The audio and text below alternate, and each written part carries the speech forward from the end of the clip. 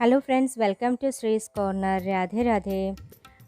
आज हम गणेश चतुर्थी 2020 पूजा विधि, शुभ मुहूर्त और गणेश जी का प्रिय रंग कौन सा है और प्रिय भोग कौन सा है, इसके बारे में और एक पौराणिक कथा भी सुनाएंगे। तो चलिए सुनते हैं। इस बार गणेश चतुर्थी 22 अगस्त शनिवार को मनाई जा रही है। हर साल भाद्रपद माह के शुक्ल पक्ष की चतुर्थी तिथि को गणेश चतुर्थी मनाई जाती है।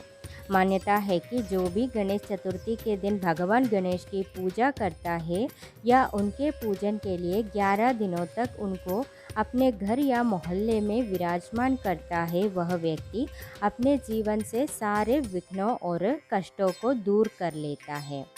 उसके जीवन में शुभता का आगमन शुरू हो जाता है। ऐसे व्यक्ति को बहुत भाग्यशाली माना जाता है। भगवान गणेश शुद्धता के प्रतीक है। ऐसे में भगवान गणेश जी के आने से मांगलिक कार्यों का आरंभ होता है। अभी हम इस साल 2020 में 22 अगस्त को आने वाले गणेश चतुर्थी का मुहूर्त के बारे में बताएंगे। इस साल 22 अगस्त शनिवार को मनाई जा रही है गणेश चतुर्थी।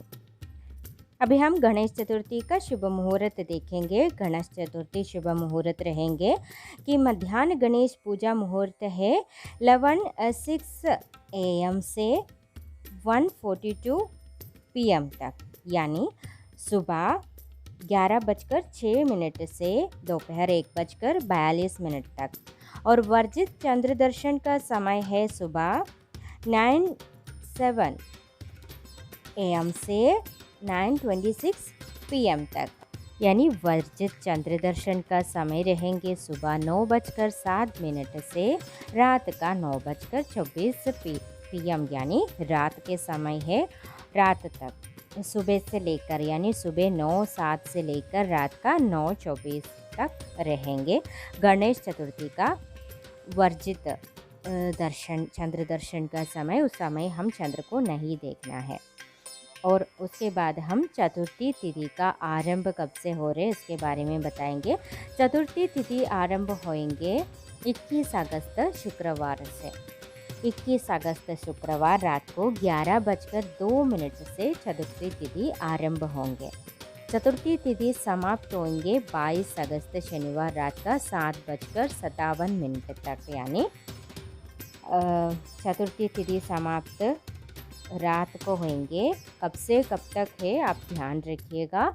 गणेश चतुर्थी के पीछे छुपे एक पौराणिक कथा सुनाएंगे हम। पौराणिक मान्यताएं के अनुसार एक पौराणिक कथा भी छुपे है, वो कथा आज में सुनाएंगे आपको। पौराणिक कथाओं के अनुसार एक बार माता पार्वती स्नान के लिए गई।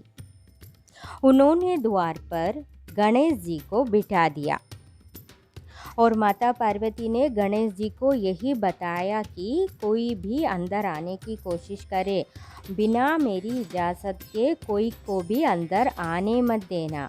ये अपने बेटे को बताकर वो स्नान के लिए अंदर चली गई। और थोड़ी देर के बाद कौन आ गए?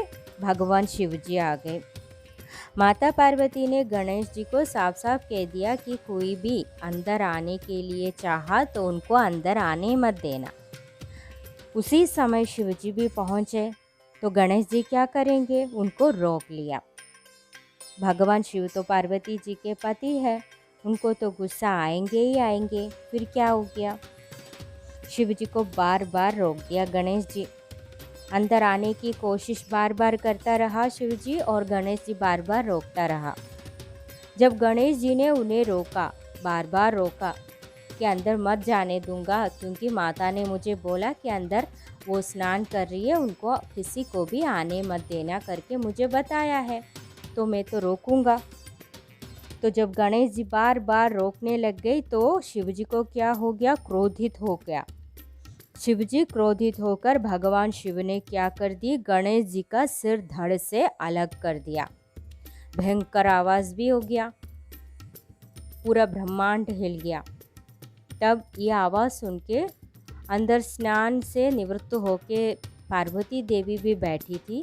वो जैसे ही बाहर निकली तो उनने यही देखा, देवी बहुत व्याकुल हो गई, गुस्सा हो गई, रोने लग गई, भयंकर परेशानी हो गई। शिवजी को भी परेशान खूब कर दिए कि मेरे बेटे को वापस जिंदा करो, नहीं तो मैं बहुत परेशान करेंगे सबको। ऐसे करके देवी भी बहुत बुरी तरह से रूठ गई। उन्होंने भगवान शिव से गणेश जी को बचाने के लिए ही कहा कि वापस जिंदा कर दो मेरे पुत्र को। ऐसे ही बोल दिया। एक बार उनके त्रिशूल से भस्म होने के बाद कोई भी चीज़ वापस नहीं आते, तो उनका सिर वैसे के वैसे बनाना तो मुश्किल है। तो भगवान शिव ने गणेश जी को हाथी का सिर से लगा दिया। इस तरह भगवान गणेश गजानन के नाम से भी पूजने लग गए। तो यही है वो पौराणिक कथा। अब सभी को पता होंगे कि गणेश जी को मोदक चढ़ाया जाता है। मोदक क्यों चढ़ाया जाता है, मोदक में क्या ऐसी राज छुपी है कि गणेश जी को बहुत ही पसंद है और सभी मोदक चढ़ाया जाता है। पुराणों में मोदक का वर्णन मिलता है। मोदक का अर्थ होता है खुशी, और भगवान श्री गणेश हमेशा खुश रहा करते थे। इसी वजह से उन्हें गणेश चतुर्थी पर मोदक का भोग लगाया जाता है। भगवान गणेश को ज्ञान का देवता भी माना जाता है और मोदक को भी ज्ञान का प्रतीक माना जाता है। इसी वजह से भी उन्हें मोदक का भोग लगाया जाता है। अभी तक सभी को पता चल गए होंगे कि गणेश जी को मोदक क्यों चढ़ाया जाता है। गणेश जी का भी प्रिय भोग है मोदक, तो घर पर भी बना सकते हैं हम मोदक, और बहुत जल्दी ही बन जाते हैं और हम बनाकर भोग लगा सकते हैं।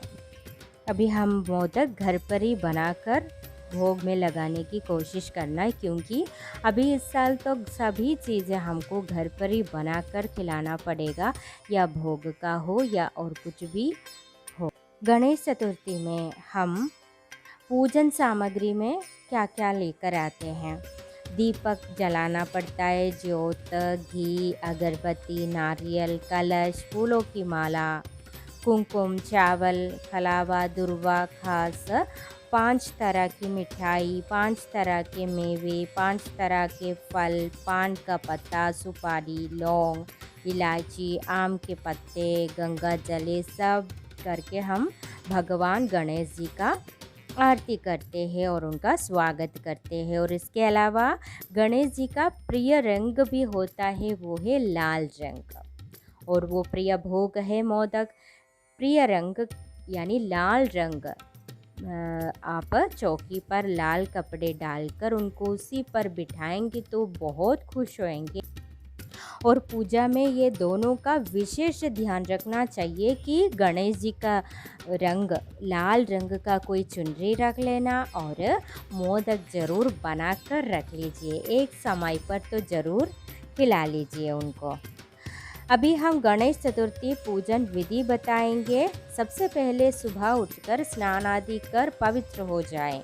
जिस स्थल पर गणेश जी की प्रतिमा विराजमान करनी है उसे साफ करें, गंगा जल डालकर पवित्र करें। भगवान गणेश की प्रतिमा को चौकी पर पीले रंग का कपड़ा बिछाकर विराजमान करें। धूप, दीप और अगरबत्ती जलाए। ध्यान रखें कि जब तक गणेश जी आपके घर में रहेंगे तब तक अखंड दीपक जलाकर रखने की कोशिश करें। गणेश जी के मस्तक पर कुमकुम का तिलक लगाए, फिर चावल, दुर्वा, घास और पुष्प अर्पित करें। गणेश जी का स्मरण कर गणेश स्तुति और गणेश चालीसा का पाठ करें। इसके बाद ओम गंग गणपते नमः का जाप करें। भगवान गणेश की आरती करें। आरती के बाद गणेश जी को फल या मिठाई आदि का भोग लगाए। संभव हो तो मोदक का भोग जरूर लगाए। भगवान गणेश को मोदक प्रिय है। रात्रि जागरण करें तो अच्छा है। गणेश जी को जब तक अपने घर में रखें, उन्हें अकेला ना छोड़ें। कोई न कोई व्यक्ति हर समय गणेश जी की प्रतिमा के पास रहे। अभी तो फिलहाल गणेश जी के पास सभी रहेंगे, कोई भी घर में गणेश जी को अकेले छोड़कर बाहर नहीं जा सकते, क्योंकि हालात भी कुछ ऐसा ही है। तो हैप्पी गणेश चतुर्थी सभी को गणेश चतुर्थी की शुभकामनाएं और इस साल सभी मिलजुल कर गणेश जी की पूजा अर्चना दोनों समय पर करेंगे और खुशी खुशी से कर लीजिएगा और भगवान से मन से अच्छे से बताइएगा कि सभी ये जो भी परेशानियां हैं सब दूर होने के लिए उनसे मन्नत मांग लीजिए। और आज के लिए इतना ही है, फिर से मिलेंगे। गणपति बप्पा मोरया। राधे राधे।